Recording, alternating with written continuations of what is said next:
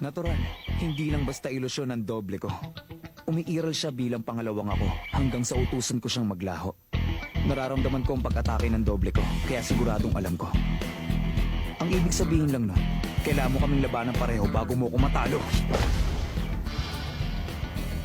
Ipaparamdam ko sa iyo ngayon ang tunay na lakas ng Tiger Bite Fist! Ito ang aking true Tiger Bite Fist!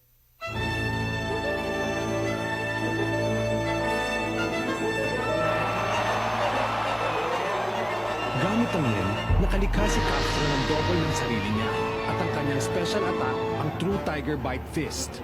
Naputol na niya ang kanang braso ni Hisoka. Ano ang kalalabasan ng kanilang laban?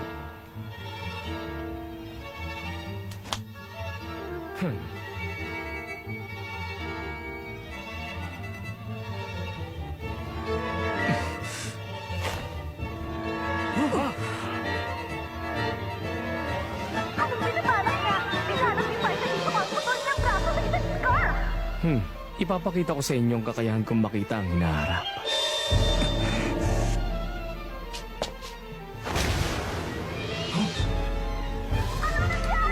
Nawala ang kanang braso niya! Umuna na naman sa lahat! Ano kayang balak niyang gawin?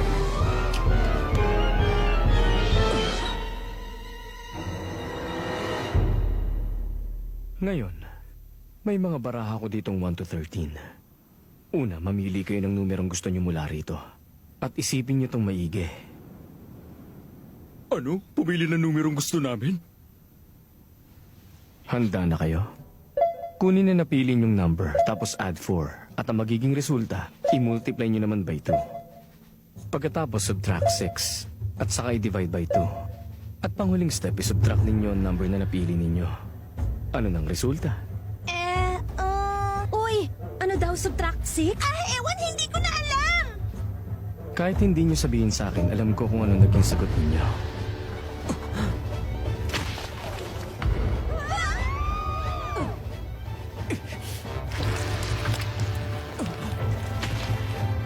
At ang sagot ninyo, ang 1. Yun nga ang sagot. Pero paano? Ano? Yung ginawa niya, isa tong kapaliwa! Kahindik-hindik na magic trick! Sinama niya sa trick ang naputol niyang braso! Nakakapangilabot! Bakit ganun? Kalmado pa rin siya. Wala namang points yun! Wala ring magiging epekto yun sa laban! Pero patuloy lang ang pagpapakitang gilis niya sa magic tricks! Nagiging desperado na ba siya? Iyon na lang to bilang remembrance. Pangas ka. Puputulin ko pati ang kaliwang braso mo para matigil na ang mga walang kwentang paglalapastangan mo. Gaya nga ng sinabi ko kanina, sige lang, gawin mo. Pagbibigyan ulit kita kung yan ang gusto mo! Ano ito? Talaga bang tumutubo na siya lamang sa Fighter dito? Wala na nakita ng braso ni Fighter dito ka! Hinayaan niya lang naputulin si Fighter Castro! Tuluyan naman talaga naman yung si Fighter dito ka! Hindi maaari! Tulad ng inaasahan ko, yung double mo ang gagamitin mo para umatake. Kung ikaw mismong sumugod, so sorpresahin sana kita ng isang special na counter-attack. Gamit nito. Ano? Yung nakita natin pinutol ni Castro kaninang kanang braso niya tumubo ulit? Special ko yung magic trick. Kaya niyo bang hulaan ang sekreto sa likod nito? Imposibleng tumubo uli yan. Nagsisinungaling siya. Halata naman gumagamit siya ng nen para gawin yan. Pero anong klaseng nen ang ginagamit niya? O bakit? Natatakot ka sa akin? Mukhang nabigla ka dahil hindi mo naintindihan yung ginawa ko. Kaya nga magic, hindi ba? Talagang kapuri-puri ang kapangyarihan mo makalikha ng isang double. Pero naiintindihan ko na ang abilidad mo ngayon. Madali na para sa akin hulaan kung paano mo gagamitin ang double mo sa pag-atake. Kaya alam ko rin kung paano yun ko kontrahin. Nanghihinayang tuloy ako. May talent ka sana maging magaling na kalaban. Yun lang ang dahilan. At hinayaan kitang mabuhay nung laban natin 2 taon na nakararaan. Huhulaan kita. Mamamatay kang sumasayaw at nagdedeliryo. Tumahimik ka!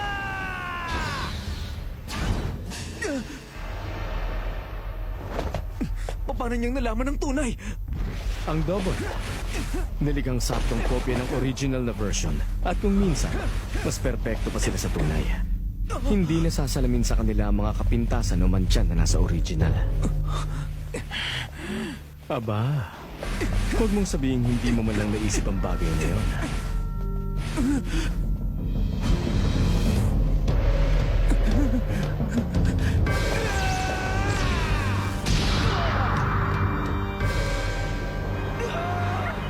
Nakita ko mga kaibigan!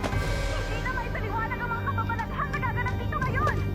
Isa na naman na itong magic trick! Sorry na lang. Malakas din ang suntok sa baba na natanggap mo. Hindi ka makakagalaw na maayos ng ilang minuto. Ibig sabihin, wala kang magagawa para iwasan ang susunod kong pag-atake. Ano? Kailan pa niya hinanda ang pagkataking ito? Hindi bale, wala na akong oras alamin. Kailangan gamitin ng doble para panangga. Hindi ka na makakalikha ng double. Upang makalikha ng isang double, kailangan ng matinding konsentrasyon at energy, tama?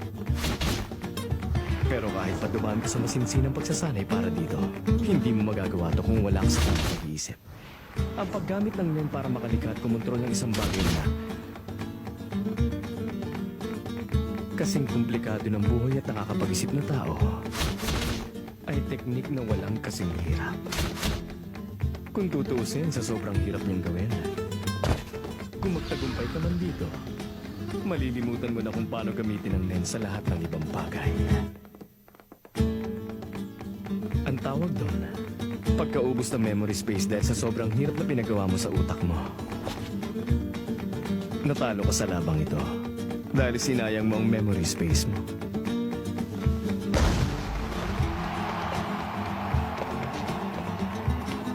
Hindi na makatayo si Fighter Castro! Panalo si Fighter dito ka!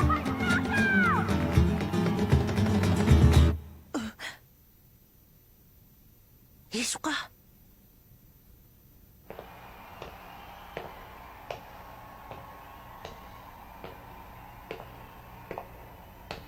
Hmm?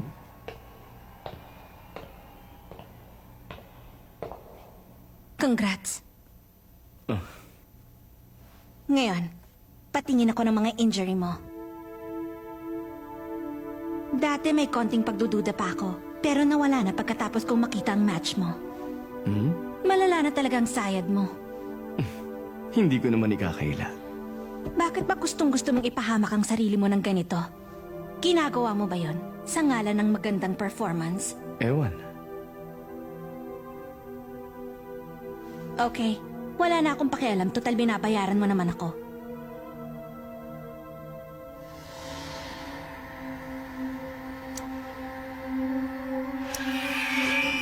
Una, patitigilin ko ang pagdurugo.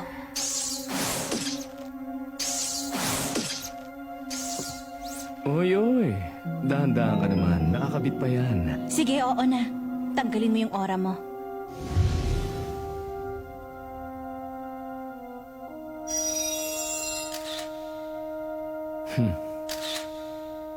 Uunahin ko yung kaliwang braso mo.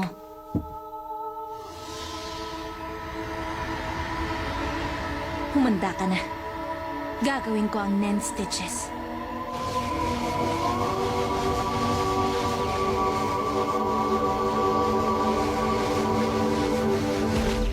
Ayan, tapos na. Mga ugat, buto, laman, lahat-lahat na. Konektado na ulit 100%.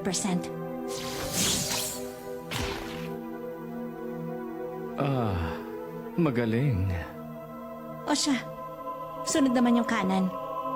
Ikaw naman ang humawak ngayon.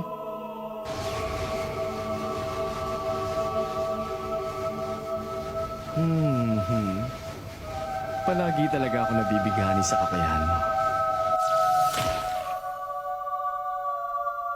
Baka sa susunod, sadyain ko na magpa-injure sa laban para sa ganun. Mapanood ko uli na kamamanghamong teknik. Wala akong pakialam. 20 million para sa kaliwa, 50 million para sa kanan. Bayad mo. Dali na, nagmamadali ako. Walang problema, ide-deposit ko yung pera sa account mo. Ah, ganon? Okay, siguro naman kaya mo nang gamutin yung iba sa sarili mo. Ang lamig mo naman sa customer mo. Hindi mo na ako kailangan. Makakaya mo nang ayusin niya ng bungee gum at ng texture sa price mo. Oh, mas okay siguro kung itatago ko ito. Para naman sa ganon. Patuloy ko silang maloko lahat na napagaling ko to sa laban ko, hindi ba? Ang hawak ko ngayon, karaniwang scarf. Walang espesyal sa kanya. Gamit ng bungee gum, ilalapat ko ito sa braso ko. Tapos gagamitin ko naman ng texture surprise para magmukha itong parte ng balat ko. Ang bilis. Kahit siguro isang Nen Master maloloko niya sa bilis niya, mapapaniwala niyang kahit sino na talagang ganap na gumaling ang braso niya. Sunod naman dyan sa kabila. Ang bungee gum. Hinuhulma niya ang aura niya para maging katulad ito ng lastiko at mabisang pandikit. Nababanat ito at bumabalik din sa forma. At dumidikit ito sa maraming bagay. Madali lang tanggalin ito kung kailangan. Siya nga pala. Bungee gum ang pinangalan ko rito dahil nung bata pa ako, yun ang pangalan ng paborito kong bubble gum na lagi kong binibili. Salamat sa trivia pero hindi ko tinatanong. Ang texture surprise. Pinagsamang lakas ng imahinasyon niya at ng kanyang aura para magayang itsura ng balat ng tao.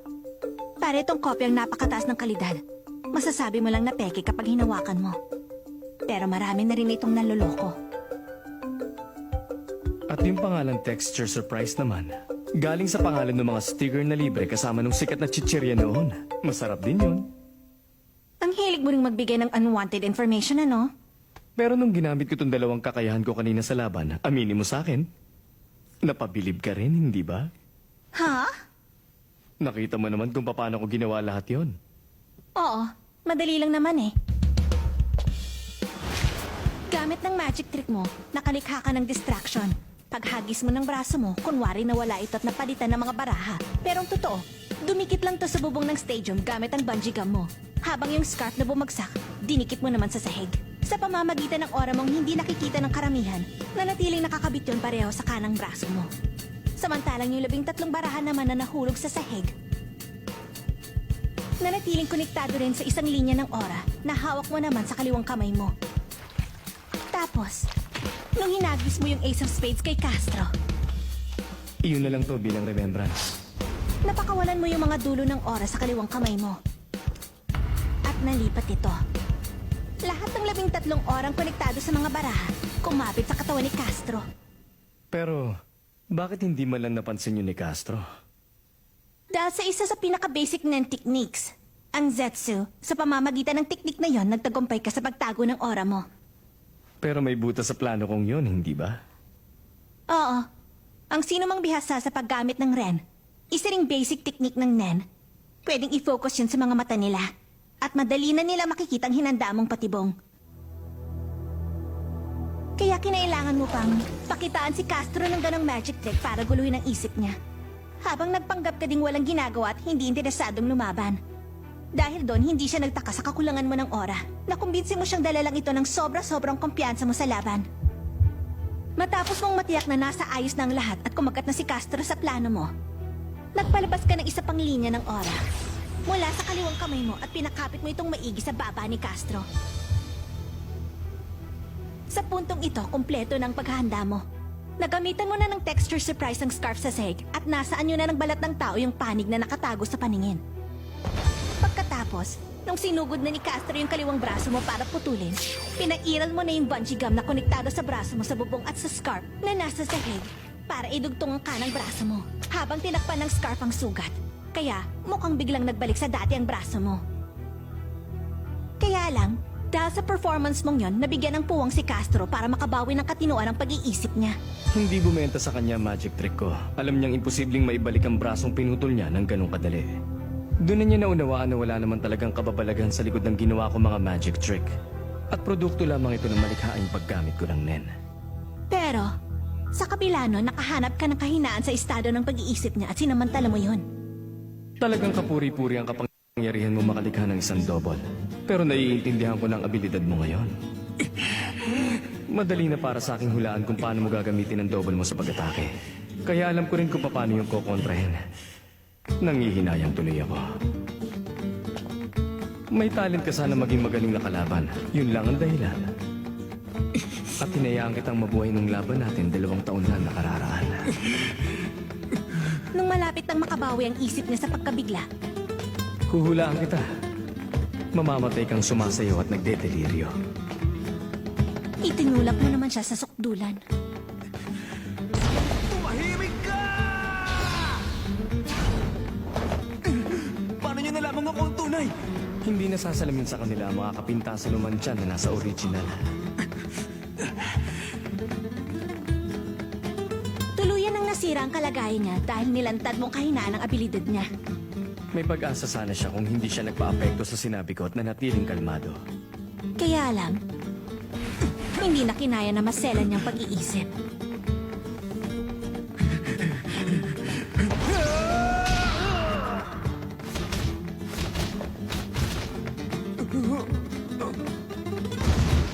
At dahil doon, natalo siya. Ang Bungee Gamma Texture Surprise bagay na bagay sa iyong dalawang napili mong abilidad sa Nen. Alam mo naman yan, hindi ba? At saka hindi lang yon. Ang kagandahan pa niyan, kahit malaman pa ng kalaban ng mga abilidad ko, hindi nila yung magagamit laban sa akin. Hindi tulad ng double ni Castro. O siya, aalis na ako. Agad-agad? Natural, nagawa ko ng trabaho ko, di ba? Kahit malakas ang Nen stitches ko, huwag mong puwersahin. Kailangan mo pa rin pagalingin ng maayos ang braso mo bago mo gamitin ulit sa kalokohan. Ah, oo nga pala. May iba pang dahilan sa pagpunta ko. May bago tayong utos. Lahat ng miyembro dapat mag-report sa York News City sa hapon ng 30 ng Agosto. Lahat tayo hindi lang yung may mga gusto. Pupunta rin ba ang pinuno? Malamang. Ito na sigurang magiging pinakamalaking trabaho natin. Kapag nag-absent ka pa dito, si Pinuno na mismo ang hahunting sa'yo. Nakakatakot naman. Baka naman gusto mong saluhan ako sa hapunan mamaya. Ang taray naman.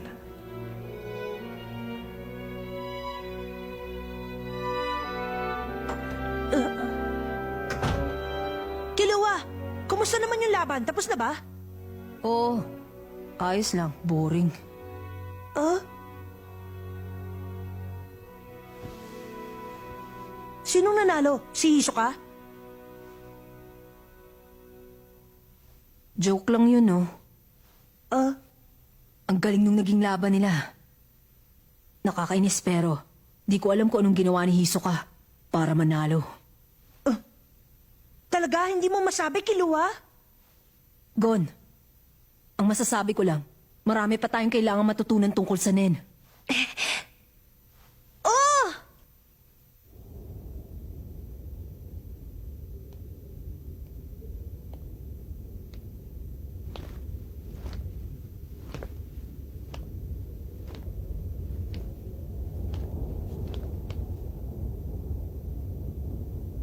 Hindi niya sinasabi.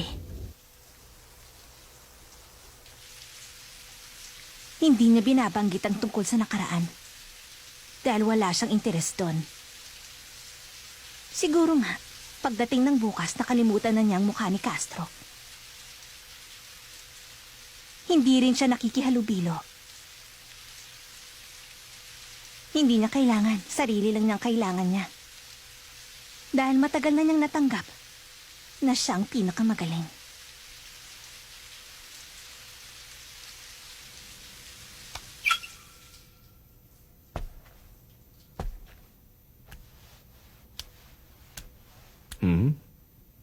Ano ba yan? Nakalimutan ko na naman tanggalin.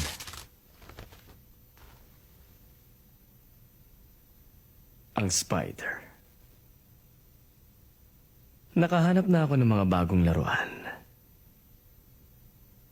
Malapit na magsimula ang laro.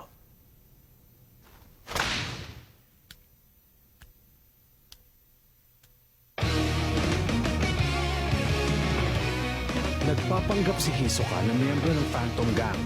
Para sa kanya, isa lang ang grupong yon sa mga biktima niya.